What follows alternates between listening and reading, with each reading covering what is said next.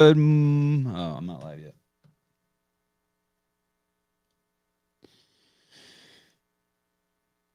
Good morning. We're live, 8 a.m. The Sevan Podcasts with all 6 listeners. Do you know why we do it live? I don't know why we do it live. I know one reason. I know 2 reasons. Because someone told me I was a sissy for not going live, and the second reason is because we get better audio, I think, and the third reason is it leaves less for me to do in post production. Which brings me to my first rant of the morning before we have Craig Howard on from Diablo CrossFit. You guys ready? I need help with this show, and I need it for someone who gives a shit, like who really gives a shit, not someone who just does lip service. Good morning, Craig. Hey, good morning. And Can there's you hear no me money. okay? What? Say it again. Can you hear me? You sound great. Oh, excellent. Hey, Jerry-rigged situation here.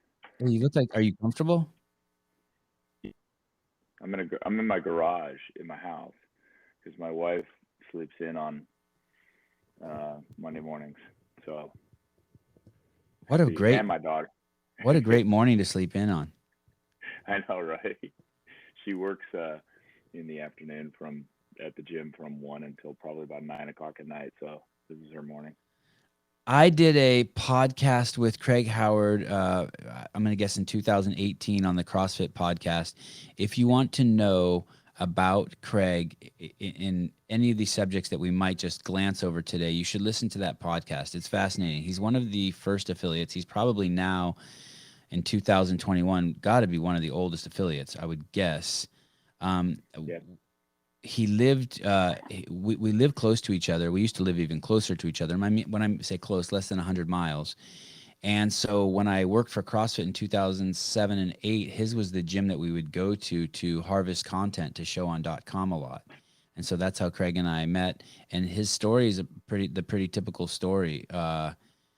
Start working out, find just a shithole. I mean, literally, his first gym was in a shithole, and then he stuck it out, and he's got a massive gym in one of the nicest areas in the world, except for the people. And I the mean that. I don't throw that around loosely. Where it hit that location, he's in a climate where literally you can grow anything, and you're close to the snow, and you're close to some of the greatest beaches in the world. So That's true. Thank you. yeah, Cool. Lucky benefits. where to start? Craig is a father. He's an affiliate owner.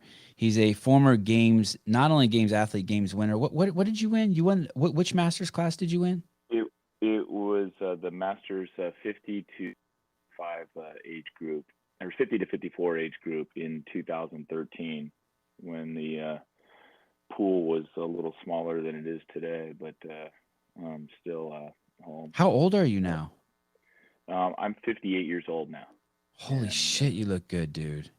hey, thank you. You're there. You are sitting in a garage at 58, looking 48. Incredible. Yeah, thank you. It's Eh, I owe that to eating right and CrossFit and having a awesome wife that that does most of my cooking. And Craig has either knows or has known everybody from the he's seen it all, and he's been everywhere.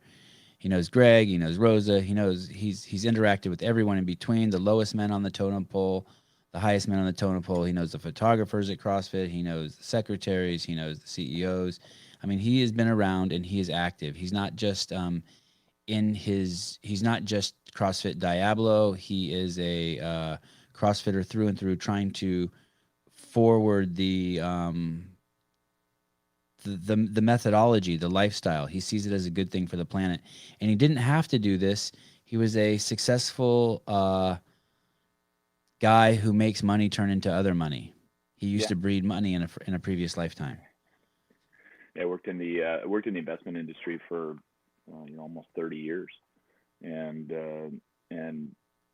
started Diablo while I was in that industry is almost a well, primarily because my old partner and I found CrossFit, fell in love with it, and wanted to share with other people. And we wanted a place where we could do it without, having to trying to search for. We wanted a place where we could drop weights, where we could climb 15-foot ropes, those kinds of things.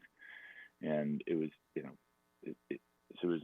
just one of those things we started, help ourselves and then share it with other people, which is cool. We also we put it on the old CrossFit message boards, and then my partner at the time started a blog, and we posted, "Hey, come work out with us." And we had a karma jar where people could help throw in some cash for expenses, and it really just primarily because the methodology works so well. I had done powerlifting, done bodybuilding stuff. I had even done a number of marathons and triathlons, and this one was like, wow, man, you could do it so quick and so easily, and you're never bored. It's hard as shit. You had a karma jar in that first gym that I visited you in, the one that was just that steel box? Yes. The plastic, and I forget what. Oh, you know what it was? It was the jar was from those Italian cookies that you get at Costco. Yeah, yeah. that was what that plastic was from. One of those big plastic bottles, and people would just throw money in, and they give us checks and that kind of stuff. Wow. And so it was just on the honor system. Yeah. How long did you guys do that? We did that for about, I want to say about before. That's incredible. Before it became unwieldy, meaning we just, some people were putting in a lot, some people were putting a little, but it was, we were getting too many people coming in. So we decided to set up a membership system and a software system.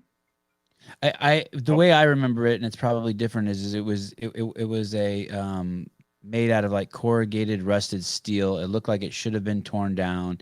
It had really high ceilings, zero insulation. The walls were probably less than a quarter of an inch thick. Ceilings that were probably 20 or 30 feet high. It was it was like brown because the whole thing was rusted. So you're telling me that was basically a giant garage gym you rented out, and then people could just come and work out, and then just like put like a vending machine, throw some money in this plastic jar with a hole in it. Yep. We would, and we had scheduled times. Awesome. We kind of coordinate to get together. And the best was we actually have some video footage of this, of all coordinate to get together. That's what classes used to be called. Yeah, that's a class. Okay. And we would come together. It was great because we have a couple videos of showing this. We literally would sit around with a whiteboard on the floor and write, okay, what'd you do yesterday? What'd you do yesterday? Okay, we won't do that. We won't do pull-ups. We won't do that. Okay, here's the workout. We'd come up with stuff that we didn't do, everybody hadn't done the day before, and just kind of throw random stuff together. Random, but CrossFit, the heart and soul of CrossFit, the methodology constantly varied. You're getting old when your CrossFit's the opposite of that. My CrossFit's the opposite of that. It's like, okay, what did I do yesterday? Push-ups, pull-ups, assault bike, air squats. Okay, I'll do that for the next 30 days. Right, short-term memory. I feel okay. CrossFit. Yes. So when did you first affiliate? We affiliated in 2006. We launched in 2005, but our affiliation date is 2006. And when you launched in 2005, did you just call yourself CrossFit? Yeah, we applied and called ourselves Diablo CrossFit, and I think the affiliation came through. Actually, you know what? I take that back. I wasn't affiliated until 2000. I wasn't certified L1 until 2006. We affiliated in November 2005. That's what it was. And I didn't find CrossFit until 2006, and when I started there at the end of 2006, there were, I think, less than 300 gyms in the world, right, which would mean that you are currently I would guess maybe one of the top 10 gyms, oldest gyms.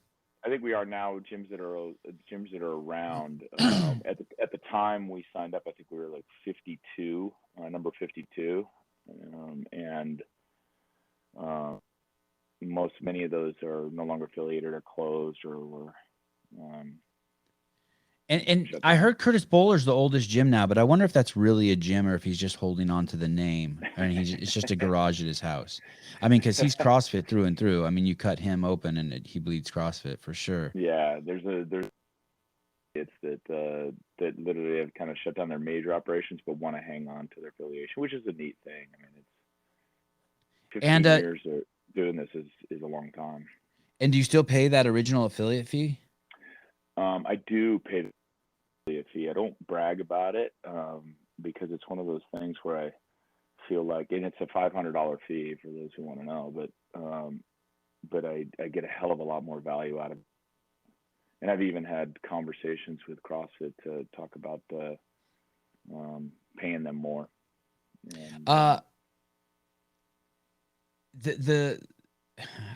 I want to say this is true about every affiliate, but I don't know. But in the years that I worked there, you brought maybe CrossFit should have paid you to be an affiliate. You were an exemplary affiliate who brings so much value to the name. I mean, you guys keep it real. It's health first. You can be a games athlete there, but you also have the you're a leader. You're a leader in the community, and you have people there who couldn't lay down and couldn't stand up on their own, and now you've given them their life back. So, I mean, you've done it all. I want to start with a story, or I want to tell a story. You can totally change it when I'm done, because I don't know if it's true. It's just how I remember it. I was working at CrossFit, and the CEO at the time and Bruce Edwards, the operations officer, I found out that they were going to visit you, and this is around 2017 or 18. They were going to visit you in Pleasanton, California, where your gym was at the time, and they were going to drive up to Pleasant Hill. That's the only thing I'll tell you. Pleasant Hill, California at the time. Yeah. And they were driving up there, and basically before they went up there, they thought that you were going to tell them you had some investment opportunities, that it was some business idea you were going to present to them, something really big. And they were excited to go up there. And this was right at the exact same time that Greg had changed and this is prior to me doing the CrossFit podcast, Greg had started or maybe I was doing the podcast. But anyway, either way, Greg had basically told us, hey, we're no longer just going to focus on tip of the spear. Before then, CrossFit had only wanted to focus on tip of the spear. And for those of you who don't know what that means, Greg's plan was, hey, let's sell a program. He would never use that word sell. Let's share a program for free to the world that makes people the healthiest, fittest, and makes their lives the longest. And if their life depends on their fitness, this fitness program will save their lives. And he said, but this program is for like people who are non-ambulatory, not mobile. It can be scaled infinitely, but we won't talk about that until you first get your foot in the door, because it's always easy to backfill. We sell to Navy SEALs, Olympians, and pro athletes, and then we backfill. Because if you're like Richard Simmons, even though you might have a good program, and those of you who don't know who Richard Simmons is, look him up.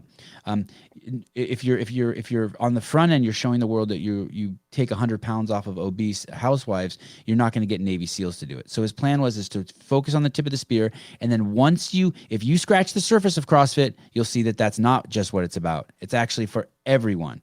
But basically, we'll shoot a cannon. But if you scratch the surface, you'll see we also have little pea shooters, and we have everything. We have every kind of gun.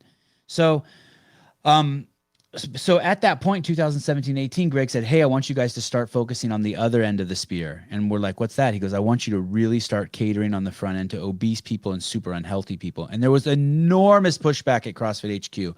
I mean, everybody, the dipshit CEO we had, the great Dave Castro, Nicole Carroll, myself, everyone, all the way down, all the executives were pushing back. This is crazy. We're going to destroy the brand. We're going to destroy the brand value. Greg wanted us to put people who are 100 pounds overweight, overhead squatting on the front end. Nuts. Crazy. He wanted us to really, really start pushing scaling. He wanted us to show us old people working on it. It was nuts. But after about a year, we started doing it. And it basically came down to, I was in a meeting with all the executives, and Greg looked at me and goes, I've been telling you to do this for a fucking year, and you haven't, and I better see it today. And I fucking went into Leif Edmondson's office, who was the head publisher for CrossFit Inc., and I said, hey, we got to start changing shit. And we started doing transformative stories every single week, 10 to 20-minute videos of people whose lives had been profoundly changed by CrossFit, by weight loss. So there was this huge change. Okay, so that was happening, and we saw a skyrocket in every single metric at .com. Journal sales skyrocketed, L1 sales skyrocketed, and we started talking about the L1 as the cure for chronic disease and the operating manual for the human human genome, and we started talking about it being the cure for type 2 diabetes. We really just started, and Greg was really frustrated, and he blamed himself that we had 100,000 trainers out there to make the fittest people in the world, but they also they weren't all acutely aware that they also had the cure for chronic disease. So he wanted to let them all know that that's what they had. Hey, that's not only a chair you're sitting on, but you can pick it up and break it over someone's head. Get what I'm saying? That chair is also a weapon. This L1 is not only to make Craig Howard's win the games in 2013, but it can also save your grandma from getting Alzheimer's. Okay, so they go up there to visit Craig Howard in Pleasant Hill, California, at this beautiful, fantastic, uber successful gym he has. And Craig sits them down, and he says to them, this is the story I hear, and he says to them, hey, I was planning on de-affiliating because I just didn't think I was getting the value out of CrossFit that I wanted. And then something really strange happened the other day. And they said, what? And Greg said, someone came into my gym and they were over 100 pounds overweight. And I had them lie down in the prone position and they couldn't stand up. And in my 15 years of whatever, owning a CrossFit gym or doing CrossFit, I had never had to coach someone to stand up. And I believe that it was the media that you guys are making that made this person feel comfortable to come to my gym. And I really appreciate that, and the new look on clientele, and basically the new purpose in life you're giving us by letting us now help really sick people. So the CEO and Bruce came back, and I don't know if they were disappointed that that Craig wasn't sharing them a $500 million idea that they thought he was going to share, and he was just saying he wasn't going to de-affiliate. But I was profoundly touched by that. Is that story true? Yes. Most of the elements of that story are true. There's just some minor details related to it that differ. We had considered, along with affiliates, de-affiliating. The reason being that we weren't that the brand had become Diablo had become so well known in our area that we didn't necessarily need to have our align with the CrossFit brand. And that's what. Say that again. Say that one more time. Say that one more time. So we had established ourselves so well in our area, our geographic area, that we didn't need to rely on or be associated necessarily with the CrossFit brand in order to be successful. Okay. And the CrossFit brand represents an entity that we couldn't necessarily control that could affect our brand, our day-to-day business with, at any moment, negatively or positively. And we had the opportunity to, we considered, how do we manage that? Do we remove ourselves from the CrossFit brand? That we don't have to worry about that variable, or do we continue to align with it? And especially with the change in the marketing direction that CrossFit was taking. But we, in the other part of, we were doing these transformations. They became very popular in terms of helping people or helping affiliates grow their business transformations. And a lot of affiliates were doing it. As a matter of fact, Tommy Hackenbrook was the one who reached out to me. So you're saying when we started doing it at CrossFit, you had already started doing that. So it was more like we were finally aligning with some of the leading affiliates as opposed to, okay, that's good for me to hear, because this whole time I thought it was just all us leading the way. That's awesome. So basically we had watched what you guys were doing and saw the value of it and jumped on board, is another way to say it. Yeah, is another way to say it. I think that we just kind of mutually arrived at the same conclusion. Yeah, I'm okay. I'm okay with either way. I'm a very, very humble, arrogant man. What Tommy and his team found out is that you can market the transformation methodology and drive a lot of people to your business. And what was amazing was the life stories, and it was 80% women that were coming, and we had to interview them, and then which is weird because it's usually 80% men who are coming, and it's the women who are complaining. Oh, that's what was cool. That was a great joke, you guys. Even though Craig's pretending he didn't get it, that was a great joke.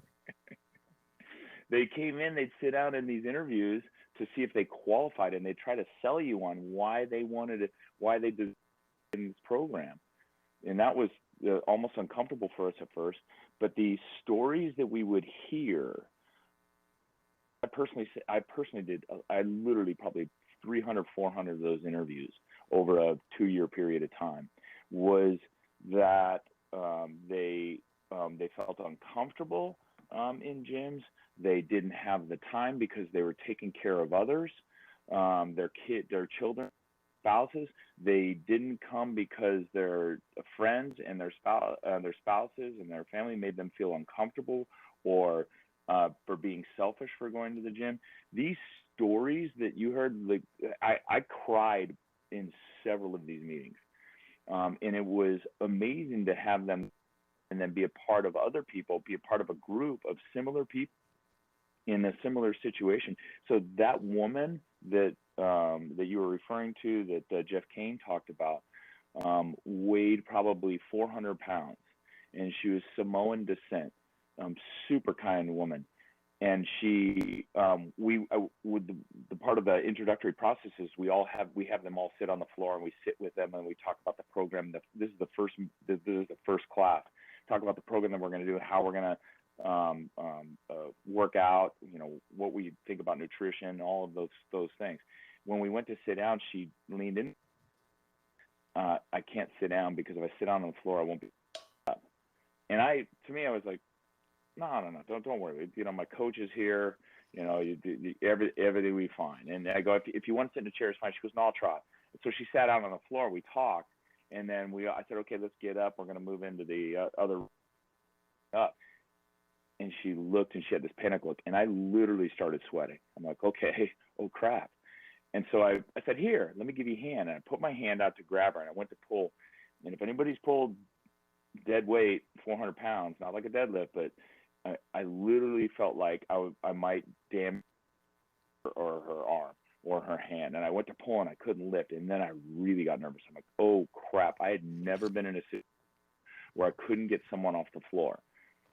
Someone very, very heavy. My coach, thank goodness, Kyle Zuzaya, at the time, stepped in and said, hey, can you turn over on your side? And she goes, yeah, I turn over on her side. And he goes, can you get on all fours? Yeah, she got on all fours. And then she pushed herself up onto her knees, and then she stood up.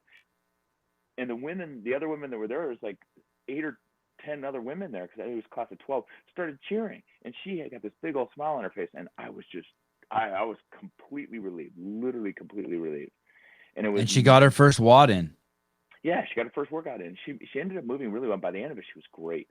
And so that to me was just a kind of a revolutionary moment in my thinking that, man, we've got work to do. And how functional is getting up off the floor? Can I ask you a question that's off topic a little bit? Sure. I really like The Rock. Dwayne Johnson. Sure. He's cool. His Instagram is sweet. He talks to his phone. He's half black and half Samoan. Yeah. He's really fit. He's got an Armenian wife. He's a father. And during this last 2 years, I don't know what to call these last 2 years, he released a tequila, an energy drink, and an ice cream. Yeah. And I really don't care what race or ethnicity someone is. I mean, I like the fact that I got, the half Jew, half Armenian kids. I think that's just cool as shit. Just like Great Danes are cool, like I just am happy. Do you think that that's, I mean, I don't know The Rock's position, but are you okay with someone like that who's like, how do you had a client who is Samoan. You have those people who are trapped on an island who are basically being, I mean, not that your client, but allow me to kind of swerve around a little bit. You have these people who are trapped on these islands out in the middle of the ocean. They probably love their lives, and they're being influenced hugely by Western culture and what they eat and their lifestyle. And that you have the biggest guy, the most famous, kindest, coolest guy in the world selling them tequila, ice cream, and energy drinks. Like, is that okay? I mean, I know it's a free market. You're an investment guy. Like, how does someone like that?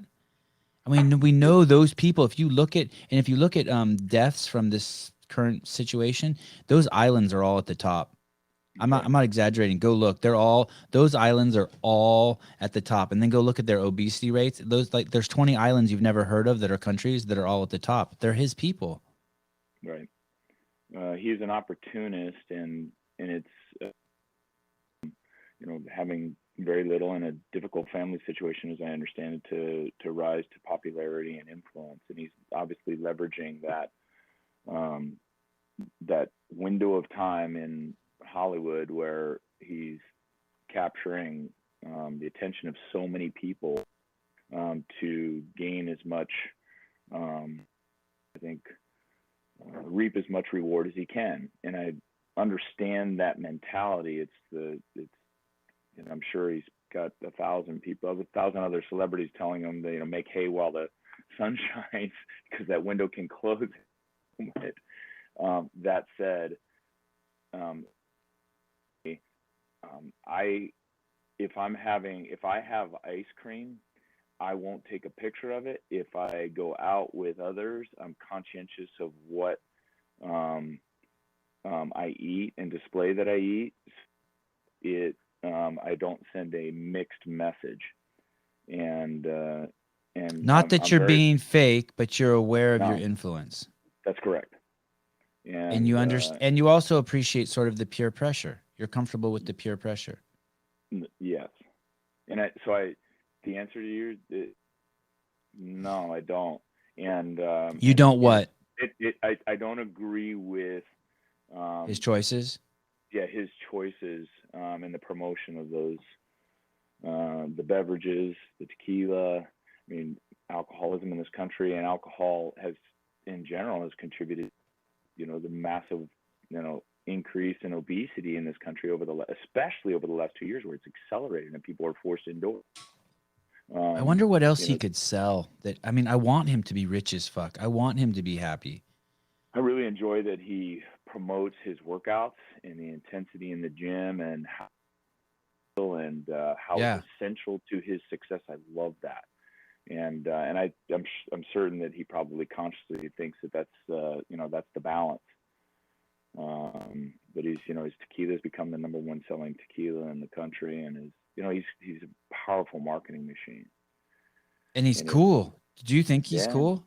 Yeah, I do. Absolutely. I love his movies, and he has nice skin. He smiles a lot. But Islanders in particular, you're right, are an at-risk population, and Hawaii in general has a per capita obesity crisis. Oh, dude! If you type in fattest countries in the world, it's all those countries. All the what's that Disney movie? Maui. Oh yeah. It's all those countries. Right. It's crazy. And it's not, and I don't want to hear anything about it being genetics and blah, blah, blah, blah, blah. Shut the fuck up. I know what it is. It's McDonald's and Frappuccinos. I know exactly what it is because I see those people in my local Starbucks. And for breakfast, they get a venti caramel Frappuccino. Sorry, Trenta.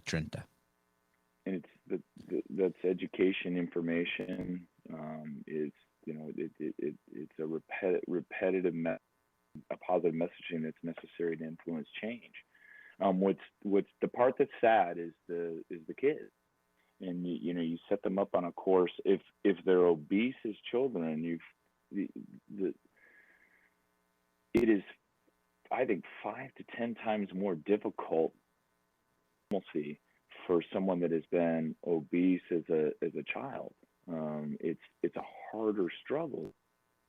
First of all, they don't have anything mentally to relate to. They don't have a place that they've been where they understand what it feels like, looks like, and all of those things. And two, physiological. More fat cells are earned before age what they'd be before age like 11 than any time human development. And so now you've got more fat cells that are able to gather and store more fat. It's just a terrible recipe for disaster. And the influence on children is significant. You can say tequila, you can say the Zoa drink is targeted for sugar free. It's sugar free. It's sugar free, but man, the reality is much different. What do you think about this? What do you think about this thing? And for those of you who don't know, you should check out Diablo CrossFit's Instagram, and you should check out Craig's Instagram, and you should scroll back if you don't follow him. I'm guessing most of you guys do already follow him. He's basically been at the forefront of for affiliates for keeping his gym open and continuing to spread health during a time when policies are spreading sickness. And that's not hyperbole. That's not my opinion. The facts are out. Well, 40% of Americans have gained more than 30 pounds. Childhood obesity is running rampant. And you can, this is the worst thing that can happen to a society is fat children. It's worse than the spread of AIDS. It's worse than the spread of black flu. It's worse than, like, when you have obesity spreading in children, you have, this is worse than any virus. This is really, really, really bad, people. And for two reasons. Because one, it becomes a huge, we need people to be contributing to society. But, and I know so many people are going to hate me for this, but it's the truth. Obese people, it also affects your brain and the way you think. If your brain is swimming in insulin, you are not thinking clearly. You are not a fucking sane person. Sorry, go ahead, Craig. Well, those things with in the last 2 years, a culture of tolerance and acceptance and inclusion, it becomes more difficult to people to change. Wow. God. It's funny. I've never heard it worded just like that. You just like. So it's. Oh man, it's a gasoline fire and pouring gasoline on it to put it out. It becomes offensive to challenge people to encourage people to change that would affect their health, or it's first affect their appearance because telling me to be thin. But even if, and if you tell people, hey, no, I want you to be healthy, they say, yeah, but what you're really saying is you want me to be thin for you. And man, it makes you want to give up. Yeah. It's tough.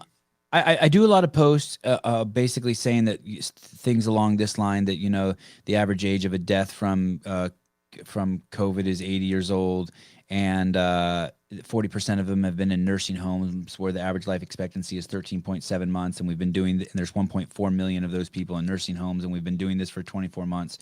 So figure it out, people. All those people are going to die. The number is going to go over 1 million. I say stuff like, hey, show me one person who's not obese, who's died. And, and occasionally someone will send me one. But then I find out that they were either abuser of steroids, or they were a professional triathlete who lived off of goo packs and had a A1C of 12. Basically they lived off of sugar, which was making it impossible for their immune system to work. And I say this over and over, and then finally someone will say, so what you're saying is that fat old people don't have once I've got them cornered, that it's just fat old people who are dying, they get me cornered, and they think they have me cornered, and they say, oh, so what you're saying is fat old people don't have a right to live. And I say, okay, you want to, if you use that logic and you think that's what I'm saying, which it's not what I'm saying, then what you're saying is that fat old people have the right to live at the cost of creating fat kids. But let's talk about what else it does, because it's a scale. You want me to take certain actions to save these people who are 80 years old and obese so that they can live another year in their nursing home. We're talking about the 40% of the people who've died. Okay, what are those actions and what are the implications? Some kids have died. Some kids have been molested. Some kids have been abused. Don't deny it. I want to tell you something. I suspect that the iPhone that I use every day uses child labor, and that there's people who are forced to work in these iPhone factories, and that there's bad situations. Yet I still buy the iPhone. I don't lie to myself. I urge you to stop lying to yourself, to think that the policies put in place to save this planet from this virus have done more good than bad. They have not. Stop. You have to look at the other side of the scale. If you want to tell me about all the good it's done, you have to tell me at what cost. It's the same people who believe that when the government tells them, hey, City College is going to be free. No, it's not. No, there's no such thing. Someone has to pay those teachers. Like, right. It's so crazy to me how easily people are being duped, and our poor doctors. Our doctors are racing to get in line to support the government policy instead of to support what they learned in school. The Um, doctors. It's so sad. They're gonna be the new teachers. They're gonna start getting paid nothing. It's gonna be bad. But if you guys, anyone who's listening to this, the reason why you have to be healthy, and these aren't my words, these are Greg Glassman's from 10 years ago, is because you do not want to need a doctor. It's going to get bad. that's interesting, and it's probably I'm I'm the anecdotal evidence. I hate going to the hospital. I I don't like going to see a doctor, and it's maybe that's the It's never ending. It's like the the prison system. aging. Yeah, I get uncomfortable when I walk into a hospital. So paranoia is one of the motivators for me. It's the fear of pain, right? That motivates me to stay healthy and fit. I don't eat certain things because I don't want to be in the doctor's office. I don't want to have to take medication. Incidentally, I was one of those triathletes that had triglycerides off the charts back in probably 1999, 2000, and my doctor wanted to put me on medication to lower my triglycerides, and I was essentially glucose dependent, right, to fuel the workouts that I was doing, the tremendous amount of workouts I was doing, but it was driving my, I was probably suffering from, we didn't talk about that at the time. And so I read, I went home, I was freaked out, and he told me that triglycerides are a leading indicator, one of the leading indicators for heart disease and potential heart. And it didn't matter how fit I was, that if I didn't get this under control, I was going to be in trouble. So I did a bunch of Atkins book, and I said, you know what, this makes a hell of a lot of sense, because I was so sugar dependent and carb dependent. That's why I love doing triathlons. What was your? Oh wow, I never thought of it like that. Yeah. Oh, that's like people who like the Grateful Dead. It's because they really like mushrooms and ecstasy. Holy shit! Wow, is that wow? I never thought of it like that. You like the triathlon because I always thought you ate the goo packs so that you could fuel that. But what you're saying is you do that so that you can eat the goo packs. Wow, yeah, I see it. Yeah. I totally see it. Wow. Yeah. We had It's like I thought I was an alcoholic, but I wasn't an alcoholic. I was a sugar addict because I don't drink anymore, and it's so easy not to drink. And like I had a drink this weekend, and it was disgusting. We had a weekly triathlon on Saturday mornings in Austin. We'd run, then we'd go swim in Barton Springs, and then we'd go over to I can't remember the name at the moment of a restaurant we go to have breakfast, and it was buttermilk pancakes and maple syrup, like a big stack of buttermilk pancakes and maple syrup. And that was replacing essentially the glycogen in our liver, but it was a massive amount of glucose, and the rest of it was spiking our insulin. I'd go home, and then I'd go home and take a nap. It was the fourth part Yes. of that, fourth leg of that triathlon. For those of you out there who are addicted to beer every night, like you have to have 1 beer, 2 beers, 3 beers, 4 beers, 5 beers more. If you want to try to get off of that beer, what I recommend to you is when you want to have your beer, eat a piece of fruit. And if you really want to spoil yourself, you can do it the way I do it. I have frozen berries in the freezer, and I put a little heavy cream on there, and it freezes on there like magic shell. Heavy cream and frozen fruit is amazing. But and you will see that all of a sudden you don't want to drink. I think that if some of you who are like me, I drank for the sugar, and I thought I was drinking for the alcohol, but I'm not. It's the same thing when I meet people who have to put sugar in their coffee, or they need fancy foo drinks. I'm like, you don't. All you really want is the caffeine. Just chase the caffeine. Stop chasing the sugar. Every time you do something bad, you want to eat something bad, just start with a piece of fruit. Make it the least damaging kind of sugar, and you'll see you can wean yourself. Don't be a sugar addict and an alcohol addict. Get rid of the alcohol and just give yourself a little sugar. Sorry, go ahead. People need to come to terms with the fact that your body has automatic responses to things that your mind cannot control. The need for sweet things is usually your craving for the dopamine response, right? So your body is going to crave it. Your mind will rationalize it, and as soon as you have that's, which makes, I'm sure, addiction. And while addiction, have known addicts, several addicts, and including my family. It makes it so difficult because your body, you assume it's one beer is not bad, or two beers is not bad, or whatever it is, or this big bowl of ice cream at night. Those things are not bad. Your body is driving that decision. It's created this automated system now where it's going to get this stimulation. It's going to make your brain's going to send signals. Wow, that's awesome. That's good. You feel much better.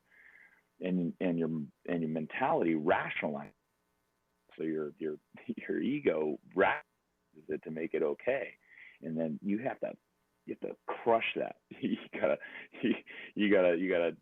put your ego aside and say, no, your physical self is not in control. Automated response. It's a big problem we have in society. It absolutely is enormous. And then what automated response leads to is the acceptance. This is the way I am. It's what you created. You created these pathways that providing your body the sugar to give you that dopamine response that makes you feel better. And I understand. I'm gonna throw in something out there. It's a hard truth, I think, for a lot of people to follow, and I know that's pretty self-serving to start a statement like that. But when people talk about free will, the only free will you have as a human being is to do nothing. So if you're doing something and you think that it is your free will, you are lying to yourself. I know that's so hard to get your head wrapped around, but I'm going to give you an example. It's in that movie Terminator 1. There's a point where the robot, Arnold Schwarzenegger, a list of someone says something to him and a list of responses pops up, like punch the guy, say hello, and then one of them says, fuck you, asshole. And he chooses it and says, fuck you, asshole. That is the reality of life. Your free will is to do nothing. And what do I mean by nothing? I mean lay perfectly still and die. That's it. That is your free will. Anything else is you basically reacting to something and choosing a choice. And so what meditation is, listen carefully, people, is when you have it, when you see those list of choices. But in humans, they don't come up like a list like that. That's just in the movie. In humans, it comes up one by one. So I'll give you an example. You're driving down the road and someone cuts you off. Your automated response will be, fuck you. If you're meditating, you see that fuck you pop up and you see it pass. You've done nothing. That was your free will to do nothing. Now another option will pop up, and this one pops up in a lot of us, and it's cool. It's to roll down your window and wave and say sorry. That's the one I choose. I always let that first one go. It's stupid. I cut him off. Even if I didn't cut him off, well, why am I saying fuck you to the guy? Because that was my automated response, and then I can let that one go too. And each one that you let go, that's you imposing your free will on yourself, doing nothing. But don't act like you have choices. Don't act like you're in control of your choices. Your choices are fed to you. I don't know where they come from. But you don't have free will. Sorry, that was my high horse. No, I like that. And but that helps with that daily battle. I want to eat sugar, but just watch that thought and let it go by. I have great genetics, but I have my head. You really do have great genetics. All the life time. is not fair. Life is not fair. But I battle in my head all the time, and I fight it. And it's. Did you hear that, people? We all fight it. It's not easy for anyone. It's not easy for Rich Froning. It's not easy for me. It's not easy for Craig Howard. It's not easy for and I'm saying I'm on the other end of Rich Froning and Craig Howard. Everyone is fighting to be a better person. It comes easy for nobody. No. Do stuff. If you feel sorry for yourself, just accept it. Feel sorry for yourself and move on. And it's all of us are doing that. No one is special. Nobody. When new people walk into our gym. And they're deconditioned. They walk into our gym, and I caution them.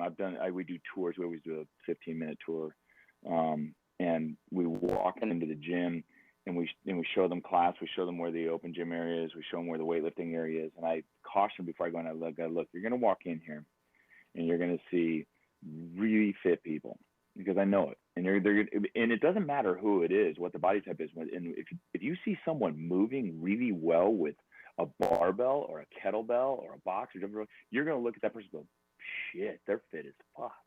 And Right. And so when I can just literally see their facial expression change. And I tell them, everybody in here has a backstory.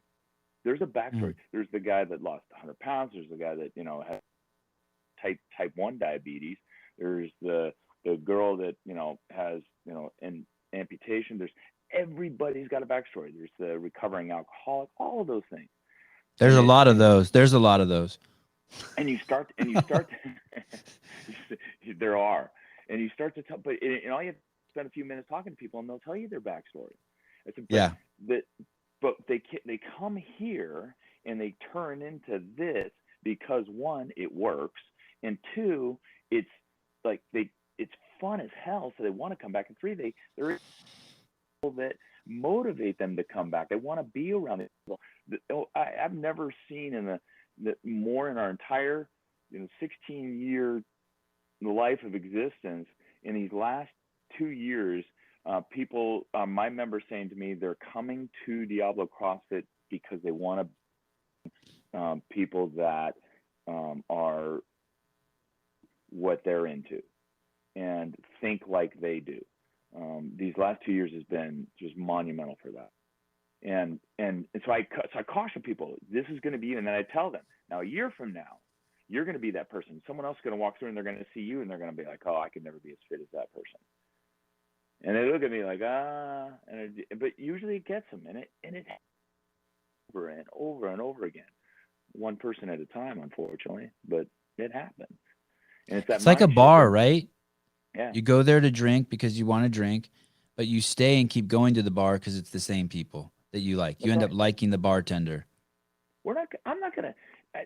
I'm not on my website anymore, but I'm not afraid to tell people I'm not motivational coaches for the apathetic. Like, I'm not going to call you and go, hey, you need to come into the gym today. Hey, I haven't seen you.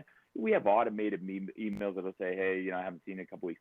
But the reason why people are coming is not because of messages that I might send. It's because they're getting a text message from like 2 or 3 other people in the class. Tomorrow's an awesome workout. You're going to kill this one. Or are you coming tomorrow? We're all going to get together afterwards and go somewhere. And you set that culture in the on-ramp? Yes, absolutely. Do you ever have to police that culture? I heard. I'll tell you. I heard a story the other. Go ahead. Community is a double. Yeah.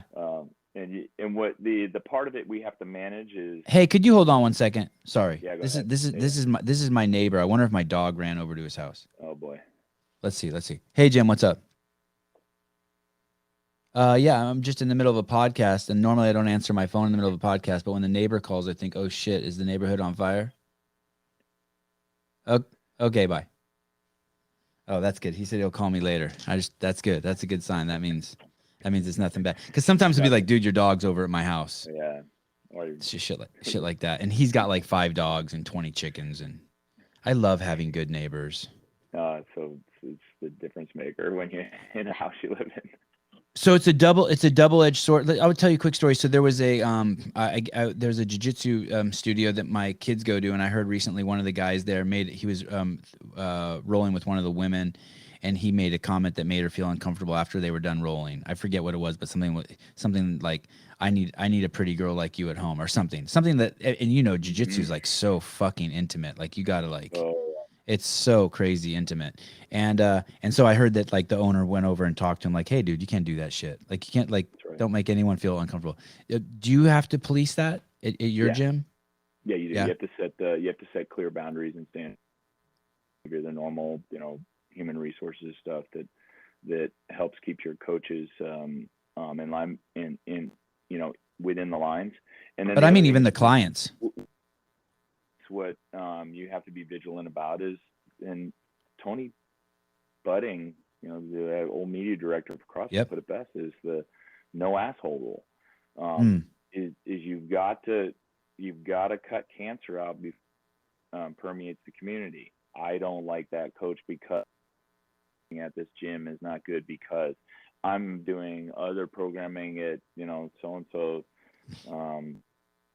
because it's better. That, So you whatever hear it is. that and you just go right over to your to the member of your gym and you're like, hey, dude, either shut the fuck up or beat it. Yeah. By the way, I've somehow shit rolls uphill because I'm that guy that has to have those difficult conversations, and you need to wear deodorant. Like like your staff will tell you that. Yeah. Well, yeah. So hey, that member, everybody knows that guy stinks anything about it, right? So I'm the one that has the conversation with him. I like my interpretation of what you said better, that people have to actually tell you stuff like, hey, Craig, you got to start wearing deodorant. Okay. No, Craig, you can't take two parking spaces in the parking lot, you jackass. I thought it was like that. You know what's interesting is I also make myself approachable, and I tell my coaches and staff that I'm not above reproach, and I had a coach tell me, you need to smile more. You're walking in here, you walk in here and you look like you're pissed. You got a lot on your mind and you're not smiling to members. And I've had a couple members say to me, like, what's with Craig? Or is he upset at me? Or like walking in holding a Coke in your hand. Yeah. You better put that Coke down and put a fucking smile on your face. Fake that shit.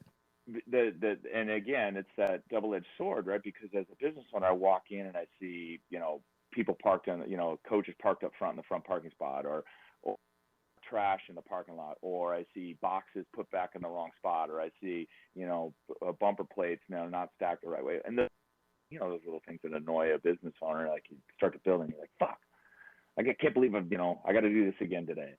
And in that messaging people get, they want to see my smiling face welcoming them into that gym. And it's part of a welcoming committee, welcoming community. Are the lead or the head pastor in a church. And if the pastor's not there and passionately involved in the community, it's a hell. Anytime we've had multiple locations, it was the most difficult thing to manage. How many locations do you have now? We have one location, one big, beautiful location. And what's the most you've had?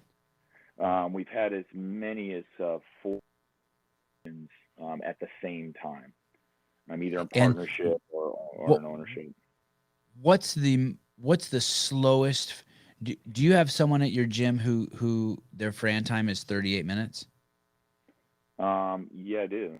Sure. And do you have someone with a Fran time who's 3 minutes? Yes, I do. I have a couple people there who do have that. And they train side by side? Yeah, they do. What's great is and a woman, she came in to check out the gym, and I happened to be the guy she saw first, so I said, you know what, screw it, I'll take him on, I'll show you around. And as I walked in, the class was doing a workout, and there was someone there that was smashed. It was toes to bar, and we had doing actual toes to bar. We had someone doing knee hangs, and we had someone doing sit-ups, like right in the same class where I could see it. I want you to know, I go, those 3 people right now in that portion of class are doing the same workout. And she looked at me and I said, the workout is toes to bar. You see the one girl doing toes to bar? And I go, that's a complex gymnastics movement. It takes a lot of skill and it takes a lot of fitness. And I said, you see the girl next to her? She's progressing. She's doing knee raises instead. And the other girl, you see, she's just getting started with it. Literally, it was so cool. Yeah, that is awesome. It is. That is awesome. And one isn't better than the other. Yeah. And we have an RX Plus group that's essentially the athletes that want. And they'll tell you my messaging to them, and I come down hard on them, is I need to see you in class at least twice a week. And they enjoy it, and our members enjoy it because they want to aspire to that. They want to see them on the leaderboard. They want to. They're drawn up. Greg Glassman's philosophy, the tip of the spear, was right. Look at Instagram. People aren't motivated. Who gets the most followers? The person that gets the most followers is the beautifully, awesomely fit. It's just those things. It's one of those autonomous responses in our brains. We see that, and we're drawn to that. And if And if those people are doing CrossFit and doing it, then something must be right. By the way, if you're And one of those people who's an influencer who has shitloads of followers and is beautiful, please do not, even if you are a fucking piece of shit, victim mentality, please do not preach that. You know that's not how you got to where you are. that's LeBron, right. you know you That's didn't right. get there with the victim mindset. Please stop preaching it. Serena Williams, you know you didn't get there with the victim mindset. Please stop preaching it. Please do everyone a favor and stop spreading that disease in the mind. That's not what you did to get where you are. That's not where you are. Jeff Bezos, you weren't a bitch when you climbed to the top. Why are you supporting Black Lives Matters? Why aren't you supporting Black lives? We Fucking tool. we Sorry. By the way, we congratulations on going to space, Jeff. I do think that's cool as shit. And good job pushing the envelope. I mean, I do, but I just hate these people who excelled, and yet they share the victim mindset. No one got to the top with the victim mindset except politicians. That's the only job in the world where you can get to the top by preaching victim mindset. No other job. It's pandering to the conventional thinking. Yeah, you want to be popular. Don't want to be popular. And help people. And the fear of getting canceled is real. huge. Yeah. Once again, I was just saying earlier today on my live Instagram, if you are independently wealthy, you have you owe it to the world to not be afraid to get canceled. That is your only obligation. And I understand it. So many people yesterday, this guy from Homeland Security was like, dude, I'm tripping. I go, why? He goes, I'm at the border. It's fucking pure fucking chaos here. And we're short staffed and it's fucking nuts. And he's sending me videos. And then he says, and I have 3 kids. And I said, okay, be safe. Don't do anything stupid. And he goes, that's not what I'm worried about. I'm going to lose my job if I don't get the injection by November. And like, we have a right. We have to stand up for those people. Those of us who've already been canceled or who don't care, or like people like me who can scrape by and I can still put food on my table no matter what I say. We have to stand up for those people. We have members in our gym that are in the police department and in the hospitals, nurses and doctors that are in the same situation, and it's a terrible struggle. These are people that want to serve, help other people. They're amazing. I would stand up for anyone who wants to get vaccinated too. Don't get me wrong. I'll stand up for anyone who wants to do what they want to do. Yeah. It's a choice. I want to stand up for all of you. Yeah. Don't let anyone push you around. Craig, would you be willing to walk me through? I know it's been just crazy, but if we go back and just start about when you first heard about policies that were going to start affecting you based on this virus and like where you are today. I know it's going to be hard to remember because there's been so many ups and downs.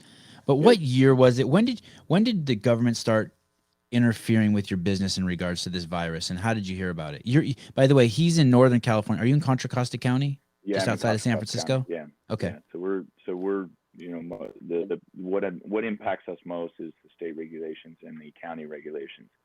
City regulations. City just they've defaulted to the county.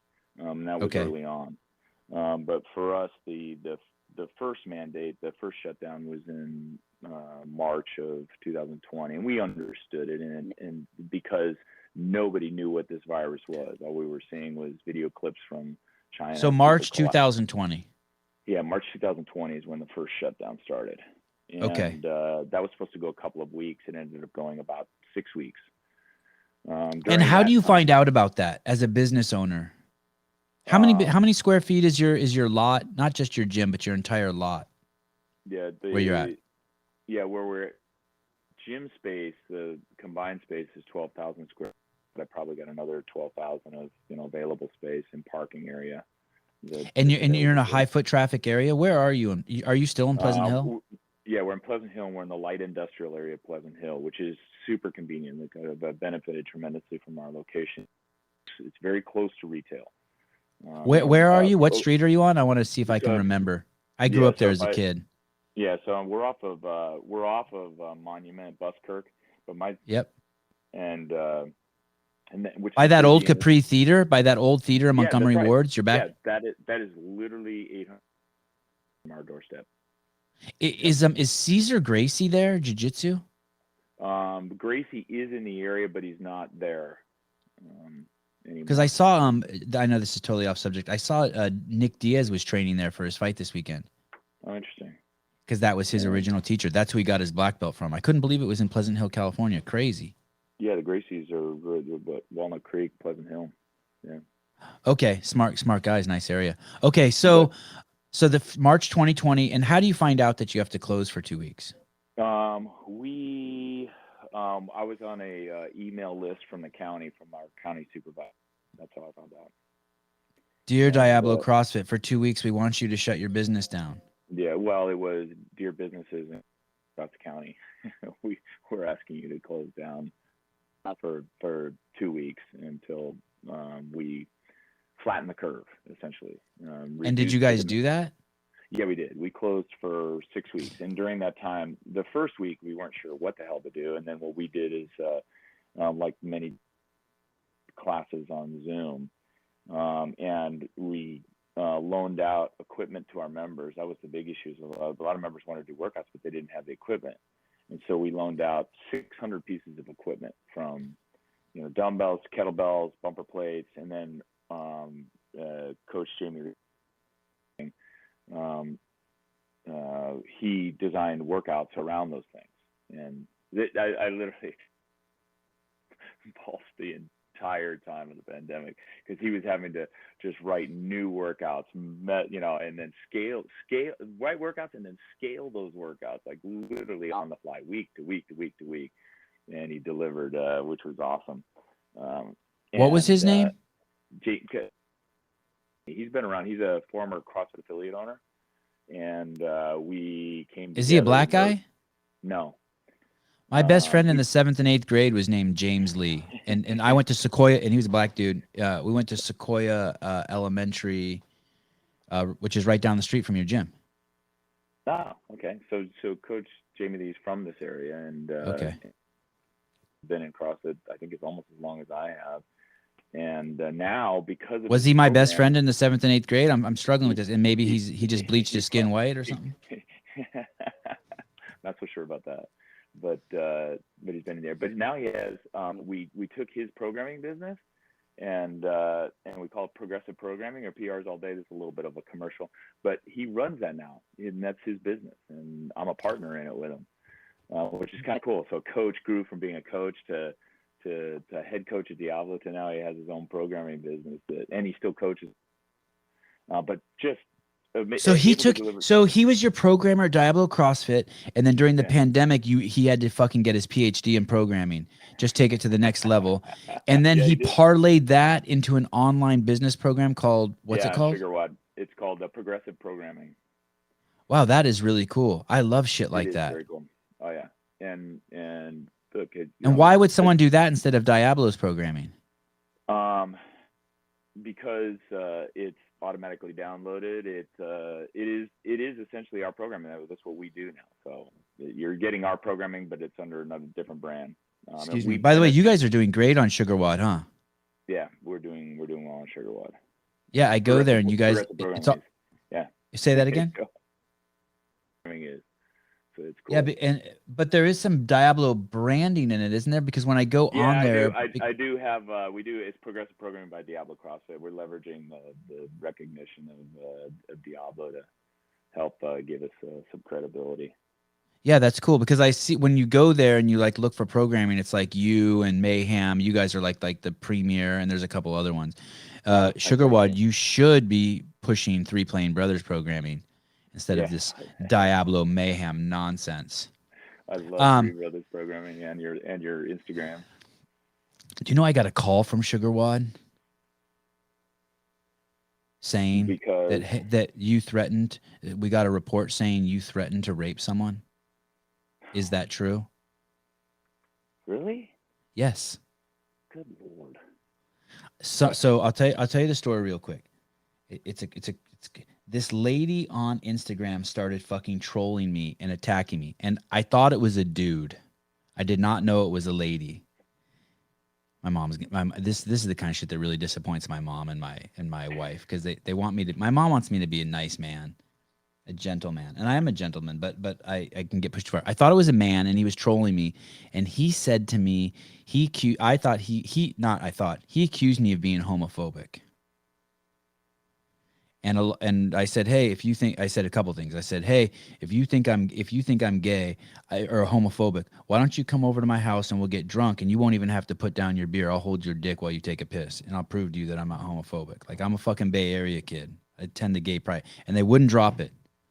So then I said, hey, why don't you give me your address and I'll come wash your mouth out with my dick? And I know that's really harsh. That is the comment. And then later on, someone told me, hey, that's a woman. And so then that person accused me of saying I was going to rape them. They were trolling me, right? Right. Anyway, but it was crazy that they would report me to Sugar Wad for that. Can you imagine picking a fight with someone on Instagram? They slept, and then I fucked her up, and then she reports me. It's like you threw a rock at me, and as you drive away, I pick it up and throw it back and hit your car, and you call the cops on me that I broke out your window. Fuck you. Okay, sorry. Yeah, and I have to tell stories like that to keep the podcast interesting. I apologize. You're far too classy of a man to have to hear stuff like that. Sorry. No, that's all right. And okay, so six weeks shut down. Yeah, yes. 6 weeks shut down. And you opened back up, and you've lived happily ever after since. Well, what we were told is we could do outdoor classes, and so we started doing outdoor classes. The strange twist there is that it took a while to commit. My landlord got along with it. We opened up and put classes outside. The hilarious part of that is one day after opening up outside the inner parking lot in our parking spaces, the city of Pleasant Hill visited us and told us that we needed to shut down because we didn't have a permit to have our structures, our equipment outside to work out outside. How does that happen? Who comes? What are they dressed up in suits or cops, or how does that happen? No, they're attire with a badge, an inspector badge. And in the case of Pleasant Hill, and he's a building inspector, he had a body cam as well. Is he very fit? Very off-putting when you're a small business owner just trying to operate and survive. Yes. Is he fit? Is the guy fit who comes? Like, does he look like he works out? Does he have empathy for you? No.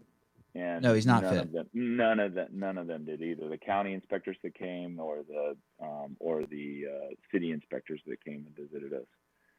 So you have people who appear to be carbohydrate or sugar addicts coming to tell you to shut down your business that helps alleviate people, or to help cure people and give people an outlet and a place to go to get away from these addictions that are ravaging society. I know that's biased, but it's the truth.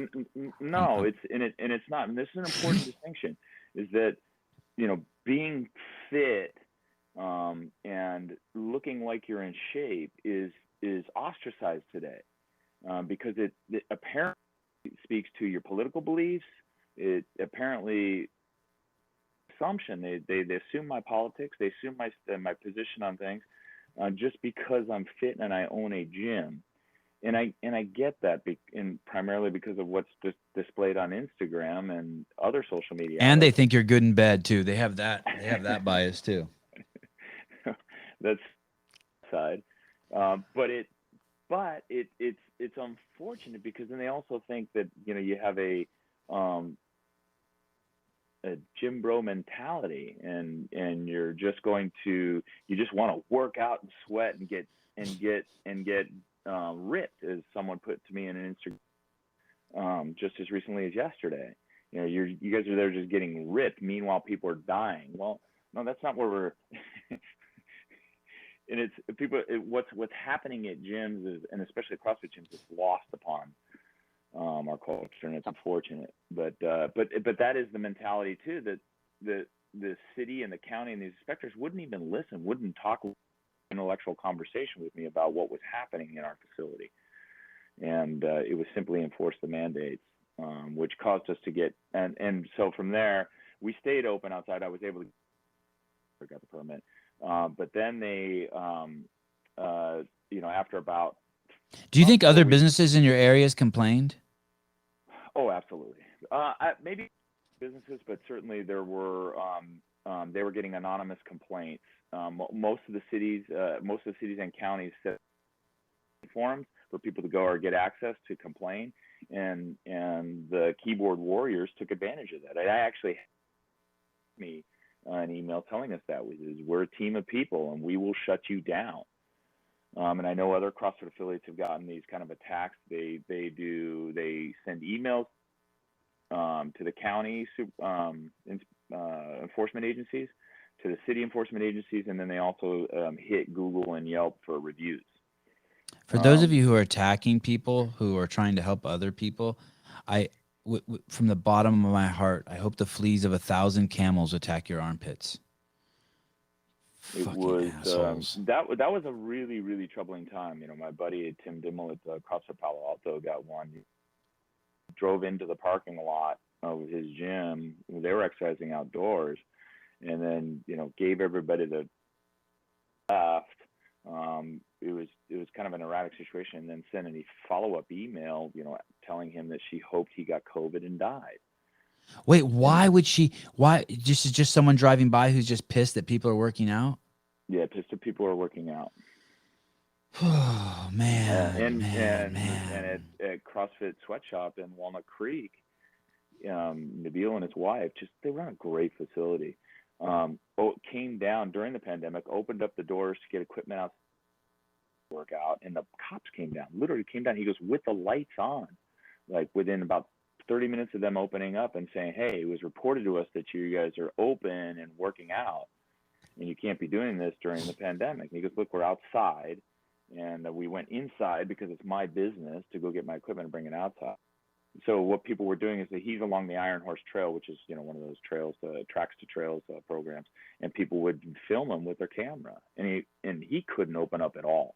He was, I felt bad for him because he said anytime he opened up or any activity, he would see people out there with their phone cameras filming him.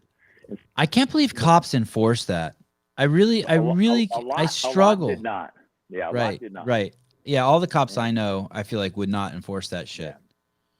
I find it so hard to believe cops would enforce that. Or what they do is they like at some gyms like Levinson, they tell them, look, just stay low profile.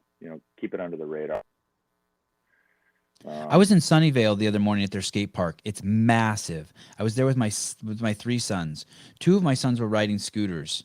There's a policy in the park, no scooters. There were probably 5 people in the park. That's nothing for a massive park.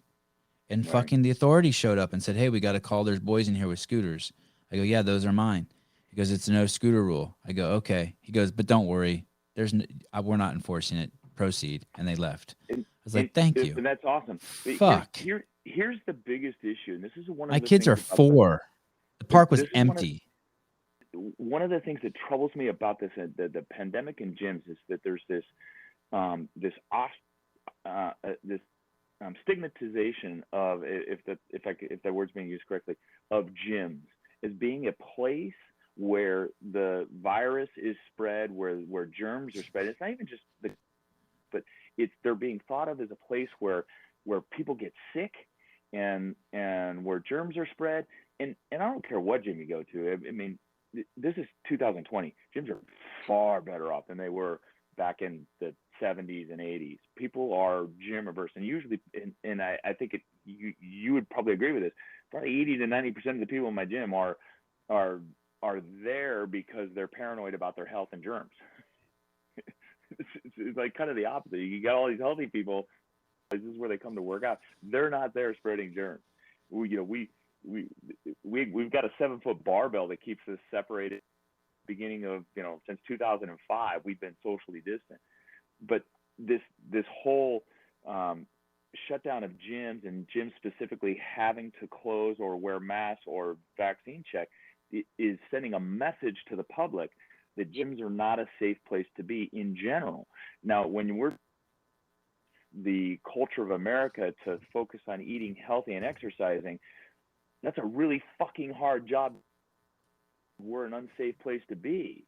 And it's almost Let me tell you where's an unsafe place to be, people. Hospitals. Right. Hospitals. Go on, sorry. Restaurants. I mean, yeah. Right. And this is one of the things that I've tried to really communicate with people. Is like, we're being negative.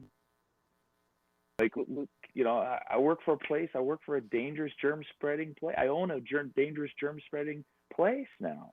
The New York Times has reported it. The CDC's reported it. The FDA's reported it. They've all gone out of their ways to attack gyms, to say that they're dangerous places, all within the last 2 years. And I guess I can kind of understand how that happens because it's human nature to kind of just, the correlation versus cause out and they're breathing hard. So that must be where it's spreading. Yeah, that makes sense. I get that. But the data doesn't substantiate it. Right, right. They have, and this is what's so frustrating, is they have tons of contact tracing data in New York and other states have published that data. And you have it in your own gym. And you have it from your own gym, your own clients. Right. 70,000 visits. None of my staff. 70,000 visits. I was there 24/7 for almost a year and 3 months, every single day. I didn't get COVID at my gym. I actually didn't get COVID. But you haven't had it yet? No. 70,000 visits. So maybe you did have it and you were one of the 80% that's asymptomatic. How could you not have had it? Yeah, that's entirely possible. Yeah. I mean, you're in one of the epicenters on the planet. Yeah. And you're in those gyms with all those filthy heathens. Yeah. And it's crazy that you haven't had it yet. Crazy. I just got it a couple weeks ago. And my wife and my mom, I don't know if my wife, but my mom says I should stop telling people that I got it because I tested negative. But my wife tested positive, and everyone in my house was sick. But I just kept working out. I've never avoided any sickness. My kids go everywhere barefoot. If you told me you had strep throat, you could still come to my house. I'm just one of those people. I've never, ever, ever, ever, ever been afraid. My kids collect germs professionally and shove them in their nose. I have 2 4-year-olds and a 6-year-old. They wipe their hands everywhere, and they always have their hands in their nose and their mouth. My kids were born vaginally. They breastfeed. We're good. They have robust immune systems. Crazy. Okay, so then they shut you down for 2 weeks turns to 6 weeks. And then 6 weeks, and then in May they let us work out outdoors. As I was out driving around looking for fields to work out in, the local high schools had shut down all facilities and access to it. Parks. This was unbelievably absurd. Parks and schools all shut down all their facilities and access to their facilities. And I finally said, "Fuck it!" Like, if we don't have a place to go, and the county and city was closing all of their facilities for places to go, I'm going to open up myself. And so. And when was that? May of 2020? Yeah, that was. We closed again briefly because the district attorney was really aggressive with me. And I actually called him on the phone and we had a nice conversation. I said, "All right, I'll shut down." And he goes, "It won't be long. Like, you just need to show compliance here." And we period of time. And it's so gross. It's so gross. You just need to show compliance here. It's so gross. Sorry, go on. And then in September, they went to close us down again. And I said, no. And that's when we started getting fines. That's in November, you said? Yeah, it's September. That was September. Yeah. And we started getting, that's when we got, took fines up to a total of like $8,000 in fines. Crazy. Did you pay those? Yeah, I did. I, met with my attorney and we talked about the process. So that was, again, the challenging process. Because does that hurt to write a check for $8,000 for just helping people? Yeah, it was. It was made easier by one of my members, unsolicited, started to GoFundMe because they knew I was getting these fines. And that raised a total of like $23,000. Wow. And so we of that money to pay those fines. The rest of the money I took and put it into a fund, another fund. I started to GoFundMe for other affiliates that were in a worse situation than I was, that were behind on their affiliate fees, that were, behind on their debt, their land, and we started another GoFundMe, the balance. And I'd like to point out in that we were able to help a bunch of affiliates. Correct me if I'm wrong here. I'd like to point out that Miranda and Julian Alvarez of Street Parking. Oh, yeah. Oh my God. Yeah. Donated $5,000. Go ahead. Yeah. Yes. She gave $5,000 unsolicited, out of the blue. Street Parking. She goes, "Look, I understand that gyms is being competitive in me." She goes, "But I want gyms and specifically CrossFit affiliates and it was a magnanimous gesture. It was like, for me, that was like a really emotional moment to get that. Yeah, I'm telling you guys, I cannot emphasize enough how amazing that is that she did that. And I know her a little bit. I chat with her superficially at least once a week through text or through DMs, and we share ideas.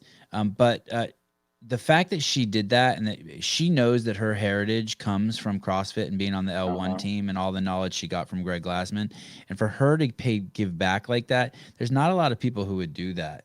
No. But everyone should have done it. But everyone should have done it. And it's that was awesome, and we were able to give that money, share that money with affiliates. Good job doing that. And you were shit on for it. This is a guy who started a GoFundMe account to help gyms stay open during this. And when he says help gyms stay open, you have to think of what exactly that means. That means help gyms where there's a mom and a dad with 3 kids who need to put food on the table, who need to pay their rent, who need to pay their electricity, who need to buy clothes for their children, and who are getting fined by the city because they're sharing with the world how to eat right and how to move right. And no one's helping them. And so Craig Howard of Diablo CrossFit sees that people helped him. So he starts another account to help other people. And what happens to him? I don't know if it's half the community, but people start throwing rocks at him and being mean to him and calling him names because he's not being compliant.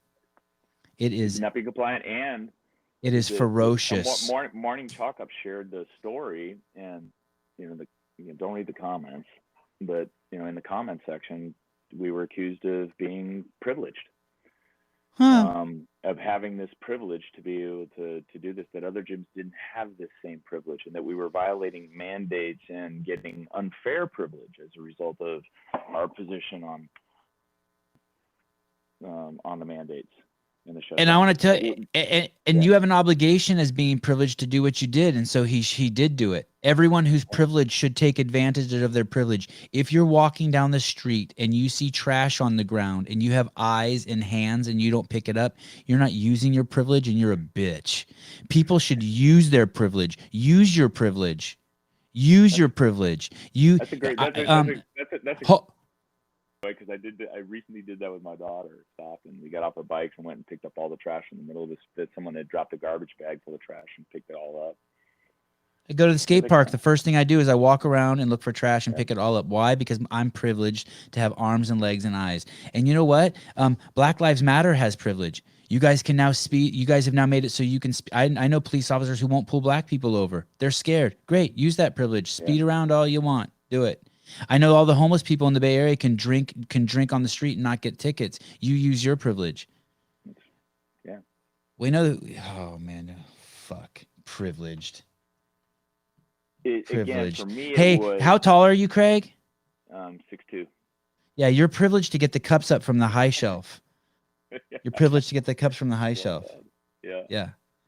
And I'm privileged to get the pots and pans out of the lower shelf. So what? You're not saying anything by calling anyone privileged. You're an idiot. You're a pussy. You're a victim. I'm actually discriminated against, Sevan, because I'm discriminated against being asked to get those things off the shelf. I know you are. I know you are discriminated against. Can you imagine hating on someone? Can you imagine hating on Jeff Bezos because he went to fucking outer space? It's nuts.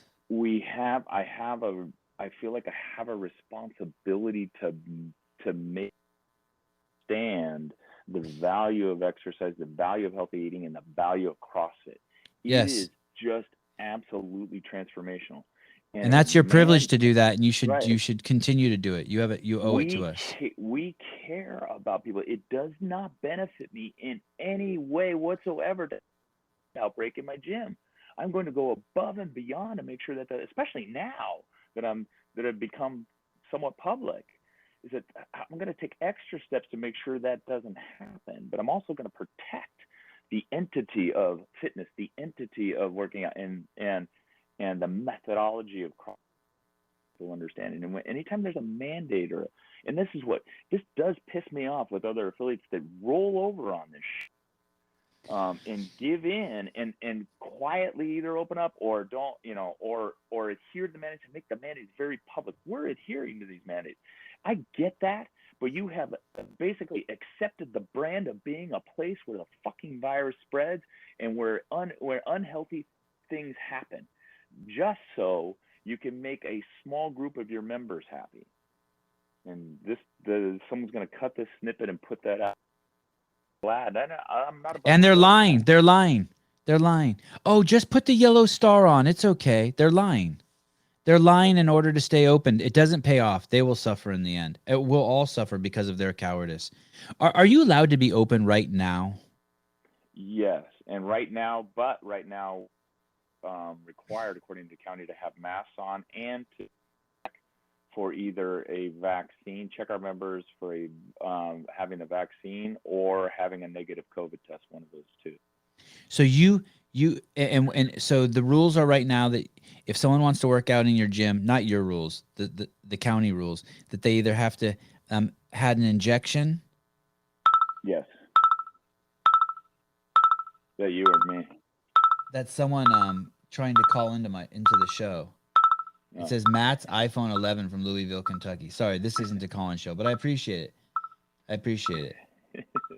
Make your case in the comments, Matt, why I should pick up. Matt's. That's so weird. So on Sundays I have a live call-in show, so I have a phone number so people know the phone number so they can just call in. That's the first time that's happened though. It's kind of cool. It makes me feel popular. So that means I said something that upset the shit out of someone. Or it's a local affiliate. It's funny. I went the other place for it. I figured it was an affiliate saying how much they appreciate everything you've done. So basically, you have to have an injection. You have to have proof, and both. Do you have to wear a mask no matter what? You should be. And yes, masks are required indoors. And so let's say do you get in trouble if someone's not wearing a mask? Let's say like I'm in your gym and I refuse to wear a mask. Whose obligation is it to make me wear a mask? Yeah, that's supposed to be the business owner's obligation to require the mask and then enforce it if they don't wear a mask. And how would you enforce it? You're supposed to physically remove me? Yeah, or ask you to leave. Yeah, which would that would be or refuse to serve you. So in my area, there's signs up. I'm in Santa Cruz, and I'd say in some places you go, everyone's wearing a mask. In some places you go, like when you get really close to the water, like you're on the water, no one has a mask. But I never wear one, and no one ever enforces it. Not at Whole Foods, not at New Leaf, not at the gas station. I mean, everyone else is wearing them, just not me. But no one ever says anything to me. Or they'll say to me, "Hey, do you want a mask?" And I say, "No, thank you." And they go, "Okay." It's so weird. It's so weird that why is everyone complying? It's so weird to me. It is the local governments have put out mandates that are unenforceable. They don't have the staff and the resources to enforce it, and they're putting the onus on the business with the expectation that the business will be ostracized for not enforcing it. Oh, really? Because that's the only incentive I think that there is. How have you managed your clients who do agree that everyone should be masks? Do you try to talk to them, or are those just lost causes? I've gotten messages from really only like 2 or 3 members that have indicated concern, and I have a rational discussion with them to explain it. The choice is you cannot come, that's fine, or you can come, and it's that easy. And I know that I have members that didn't return after we opened up out indoors, and that's okay. And they can do their stuff at home and work out in their garage or work out in their house. I've lost some members. We've lost part of our community because of it. Not a lot, but a few. And then I've recently had 1 or 2 members that have contacted indicating that they wanted to show me their vax cards, or and they think that we should be doing that for everybody. No one has said I want to wear a mask, though. Interestingly, no one is volunteering to put a mask on, which is good. So I've made a little bit of progress. Has anyone apologized to you? Has anyone been like, "Holy shit, I was totally on board for 6 months, and then I finally had my eyes opened. I'm so sorry. Thank you for staying true." No, but I've had, even as recent as yesterday, I had a firefighter pull me aside to me that he and his wife, who's a nurse, are in the thick of things in COVID. She works in the hospital where there's COVID, and he says, a firefighter, I see it a lot in his department where people get COVID, or when he's out on calls. And he was out on multiple calls that evening and was in the gym at 10:30, and he said, I just want to let you know, like, having this available with the freedom to do it without like thinking about masks or vaccines or any of that is just, he said, it's so good for him mentally. And he's so grateful that we're open and doing what we're doing. And I was, I get that probably once or twice a week from our members in our community. I've gotten a handful, and it's increasing, of people who say, hey, I used to follow you and I thought you were crazy.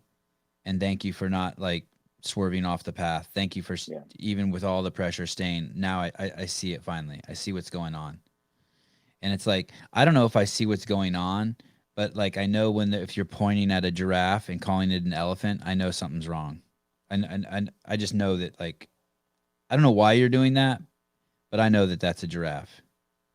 I know it's not an elephant or whatever I said. So it's and I know it's hard whenever it is. Does it ever get hard for you?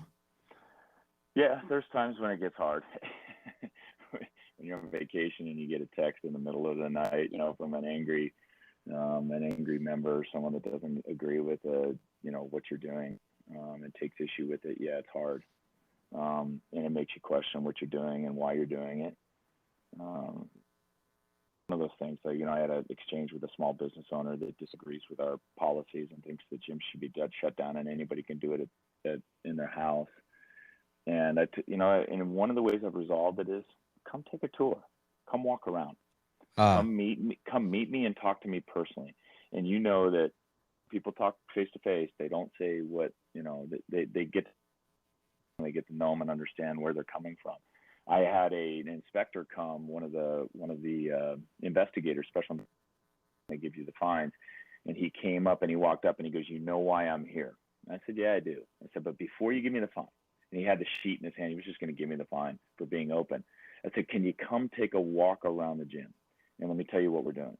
And he was the only one that did this out of all the visits I got. And he said, yeah. And I was like, shit, he is. He's going to come in. Like, okay. And I walked him in the main roll-up garage door. So we have 20-foot garage doors. You'll see we have 20-foot ceilings. I have 60,000 cubic square feet of air for 14 people that are working out, separated by 10 feet. And he's looking around. And I said, you see those ceiling vents up top? I get a pressure air ventilation bringing air up. And I said, I have fans throughout the gym. And we walked into the middle of the gym. It was during open gym, so it was open. And I said, do you feel the breeze in here? And he said, yeah. I said, that's intentional. I said, our inside air is like outside air. And I said, and it's worked beautifully. And he looks at Craig, I wasn't here. And he walked, and he literally turned and walked out. He didn't know goodbye. And he just walked. And I thought, yes. Leader. Someone who that's a dude with integrity. Yeah. Hey, and it's not easy for that guy because he has to do a job to put food on his kid's plate too. Yeah, it's not easy for that guy. Yeah. No, he got it. And we're, look, I'm intentional. No one, and very responsible business owners. There's my old man told me this. He was an attorney, but he said, hey, look, there's great ditch diggers, there's average ditch diggers, and there's shitty ditch diggers, like in every profession. But it's up to you, the consumer, to decide which one you want to work with. And that's just life thing we do.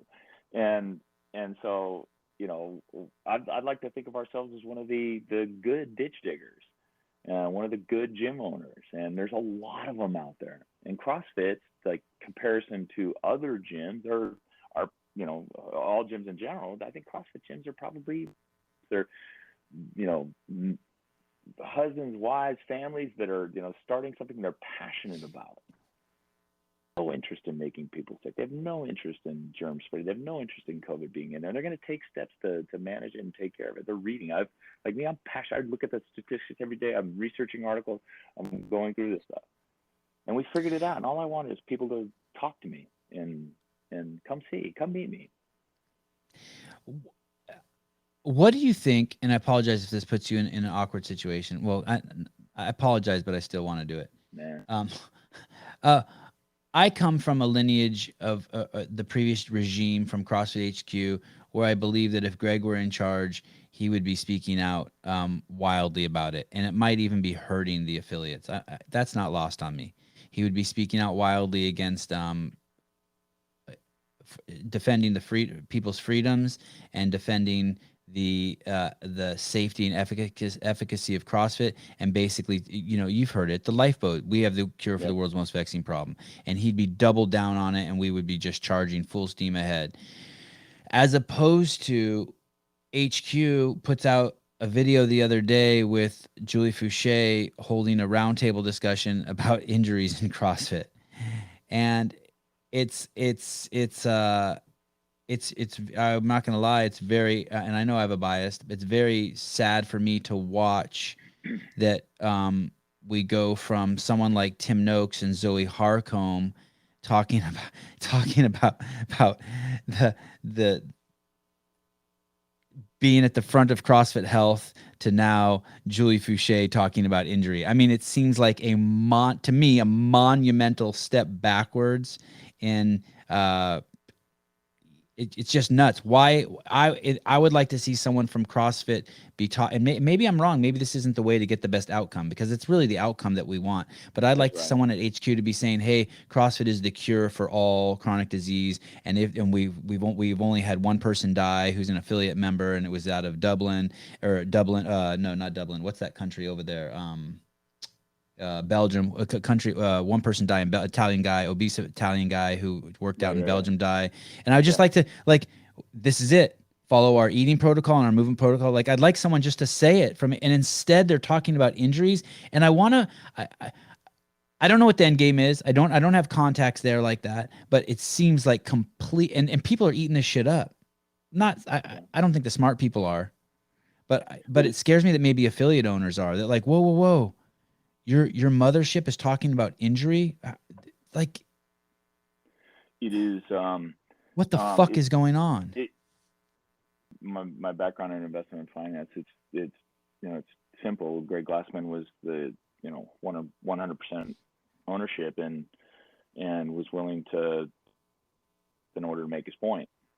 He was willing to take that risk. He wasn't thinking about the money. He was thinking about the method. The message and the methodology. The new ownership has made some amazing progress in terms of service to the affiliates, products for the affiliates, the improvement of affiliate health.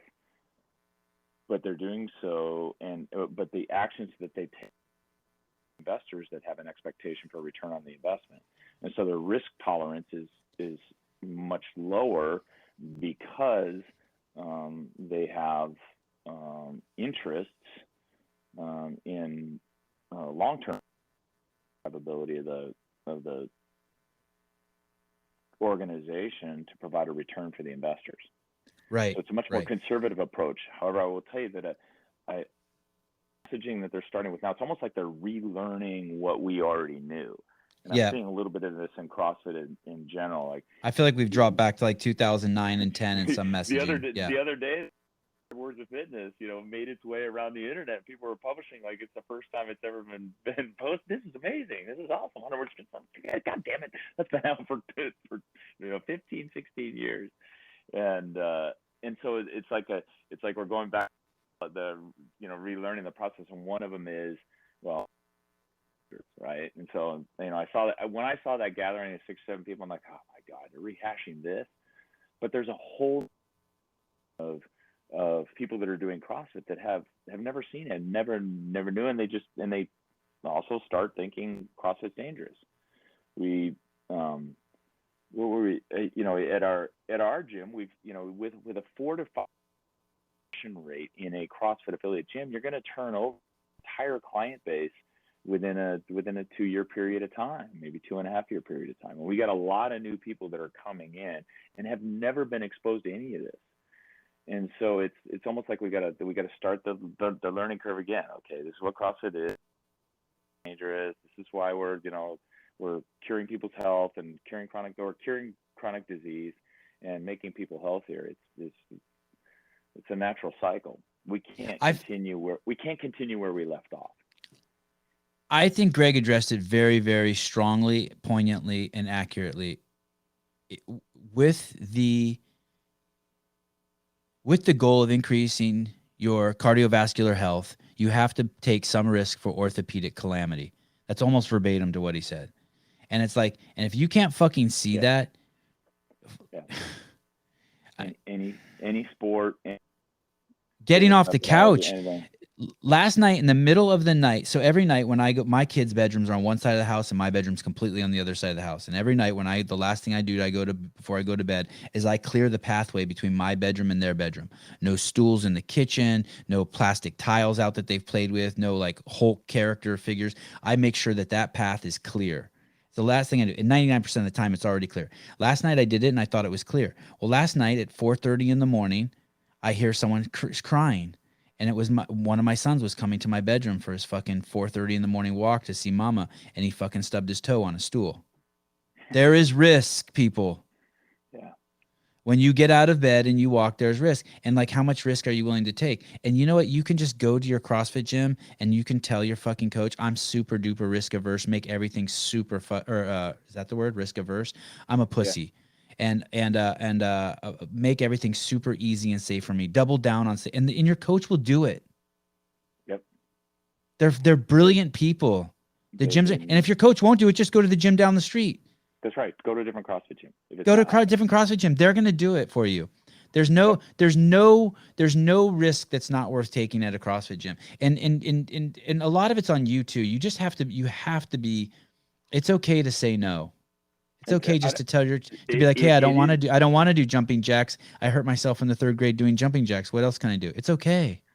Just say it. Stand up for yourself. It is one of the troubling things I see in society is the assumption that if I start working out or I start doing a certain exercise, I'm going to get injured, and it's the fear of injury. But it's 2 years ago, I had my neighbor came over to my house, knocked on my door to have me come help him lift his wife off the toilet. She was having a dementia episode and was stuck, and he couldn't lift her off the toilet. Like, how? I never want that to be me, obviously, sitting on the toilet, but I also don't want to be in a position where I can't help lift my wife off the floor. Like, it just would be, and I just to think about that, like, he That's had no idea how to lift. It's literally just, how you stand and how you hold someone. You will learn those things.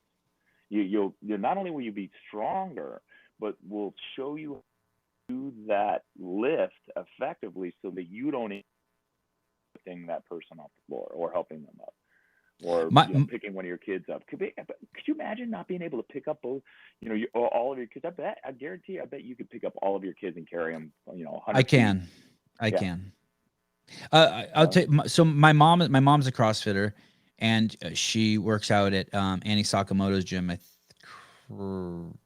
CrossFit West, right? Yeah, something like that. Yeah, she was at Hollis Malloy's gym. She was at CrossFit at Aptos, I think, for a while, and she's been at Annie's gym. My mom likes going to all the gyms, but right now she's at Annie's gym. And so I don't know, a year. And my mom's 77. And I'd say about a year ago, she had, what's that called when everything starts spinning for you? Vertigo. She had vertigo. I guess you have these little tiny things, these little like sand pebbles that float around in your ear that make it so up from down and left from right. And your equilibrium. Yeah. Oh, equilibrium. Okay. It's a common thing. Yeah. And so one of her sand pebbles got pushed out of it was in the wrong canal in her ear. And so she was basically spinning for 3 days. And so I had to go to her. I basically went back and forth to her house every 6 hours, helped her to the bathroom, helped her to the shower. You just got to wait till it goes away. But if I didn't CrossFit and my mom didn't CrossFit, that would have been a son of a bitch. I probably would have had to call like an ambulance. Like if my mom was, instead of weighing 100 pounds, my mom's 4'11" or 5 feet tall. If my mom would have been 100 pounds overweight, it wouldn't have mattered if I did CrossFit. I couldn't have done it. And so because my mom does CrossFit, and because I do CrossFit, after 3 days of this shit, it just, it goes away, and she's back in the, you go back to the gym and you live your life. But I mean, you're basically built like, we all know you're building a hedge against those days. And you've unburdened the healthcare system. Yes. You really that otherwise taxpayers would have paid for to have someone Yes. come out, take them, carry them, to nurse them, all of those things. And the And first then time it we're happened, my mom did call an ambulance. She panicked 10 years Yeah. ago or whenever the first time it happened. And now it doesn't because she's in shape. Yep. Yeah, you're right. It's but you can't say that. Getting people upset. All the Crazy. people around you who are healthy and who are taking care of themselves, we should thank them all. Yeah. We should thank them all because what they're doing, they say, oh, shit. It goes back to this whole thing. They're saying that the people who aren't taking the injections are selfish. Let me tell you who the really selfish ones. The selfish ones are the ones who want us to take the injection so that you can keep eating a loaf of bread, 20 Twinkies, and a 12-pack of Coke every day. Right. And you want us to take an injection so you can continue that lifestyle. That's called codependency, by the way. As a parent, you can't do that. You can't be a codependent. Right. Craig, thank you. Yeah. I know we had you called you last minute. What an No, amazing that's all job right. you're doing. Congrats on your gym. Your Instagram's awesome. Dude, thank you. You're a Hey, I hope motivation to all the affiliates. if I get enough viewers for you on this, but yeah, I enjoy it. No, I'm passionate about it, and I enjoy the fight. And look, it's for the branding and the image of fitness in general and CrossFit most of all. So. A guy named Ton Guerin gave $10 and says, "Can't tell you how pumped I am for this. Keep fighting the good fight." And Olson Dudes gave $10. That's $20. So you just said you hope you get enough viewers for me. That $20 will pay for my kid's jiu-jitsu class tomorrow. So you've done your part. Dude, that's awesome. You once again have done your charity work for the day. Hey, seriously, if what you're doing is crazy, it takes balls. Likewise, sir. Thank you. And I love you, man. Thank you. Love you too. Yeah. Are you going to work now? Right now, no. I just got a note from my wife. The dogs have to go to groomers.